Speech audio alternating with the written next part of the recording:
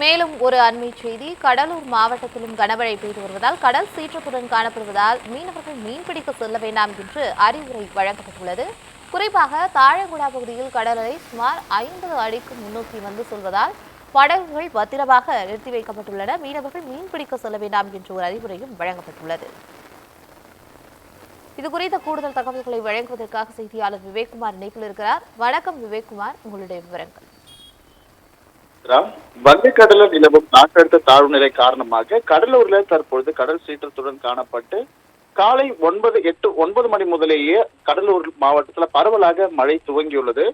வங்கக்கடலில் உருவான காற்றழுத்த தாழ்வு மண்டலம் காரணமா 24 மணி நேரத்தில் ஆழ்ந்த காற்றழுத்த தாழ்வு மண்டலமாக மாறி இலங்கை மற்றும் தமிழகம் நோக்கி நகரும் எனவும், அதே போல அடுத்த 48 மணி நேரத்திற்கு வடகடலோர மாவட்டங்களில் கனமழை பெய்யும் எனவும், டெல்டா மாவட்டங்கள்ல அதி கனமழைக்கான ரெட் அலர்ட் விடுக்கப்பட்டுள்ளது என தென்மண்டல வானிலை ஆய்வு மைய இயக்குநர் பாலச்சந்திரன் தெரிவித்தார்.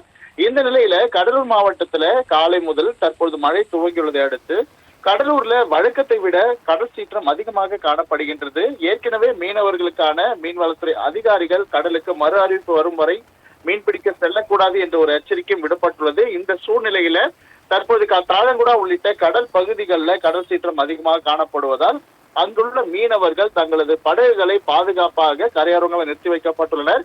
மேலும் அது மட்டுமன்றி கடல் சீற்றம் அதிகமாக ஏற்பட்டு படகுகள் இழுத்து செல்லப்படும் என்ற ஒரு அச்சத்திலும் கூட வழக்கமாக நிறுத்தி வைக்கக்கூடிய இடங்களை தாண்டி கூட தற்போது மீனவர்கள் அதிக தூரத்துல படகுகளை நிறுத்தி வைக்கப்பட்டுள்ளனர். ஏற்கனவே நேற்று கூட தமிழக துணை முதல்வர் உதயநிதி அவர்கள் தெரிவிக்கும் பொழுது கூட ரெட் அலர்ட் விடுக்கப்பட்ட மாவட்டங்கள்ல அனைத்து மழை அதிகமாக உள்ள இடங்களிலும் உடனடியாக அமைச்சர்கள் கண்காணிப்பு பணியில் ஈடுபட்டு அதுக்கான நடவடிக்கையில் ஈடுபட உள்ளதாகவும் அவர் தெரிவித்தார்.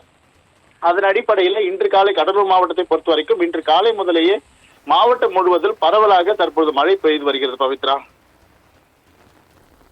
தகவலுக்கு நன்றி விவேக்குமார்.